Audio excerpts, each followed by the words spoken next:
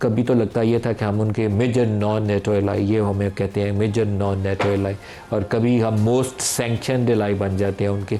ये इसलिए है कि जब उन्हें अपने फॉरेन पॉलिसी गोल्स इस इलाके के अंदर परसू करने होते हैं तो हमें एम्ब्रेस कर लेते हैं, दोनों बाजू खोल के हमें गले लगा लेते हैं। जब वो फॉरेन पॉलिसी गोल्स अचीव हो जाते हैं तो फिर वो सैंक्शंस लगा के पीछे हट जाते हैं।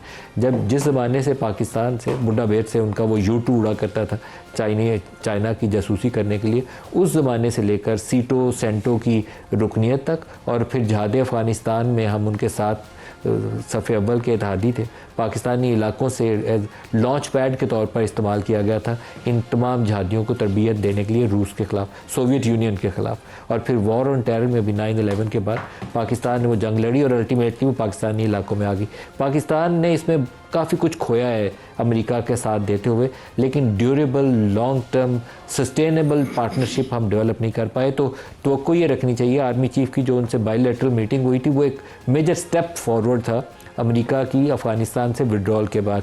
तो अब आज भी इम्कान मौजूद है कि general Asim Munir, field marshal Asim Munir prime minister के साथ उस मीटिंग में वाइट हाउस में शामिल हों, तो उनको वो बातें डिस्कस करनी चाहिए जिससे हमारे दो तरफ़ा ताल्लुकात देरपा बुनियादों के ऊपर और ऐसी उसकी बुनियाद हो कि जिसको लेकर हम आगे चल सकें। ये ना हो कि उन्हें बगराम एयर बेस चाहिए तो हमें तो वो जफ़ा डाल लें, लेकिन बगराम के बाद वो दोबारा हमारे ऊपर सैंक्शंस लगाएं और चलते बने। वो वाली सिचुएशन हमें डेवलप होने से गुरेज करना चाहिए।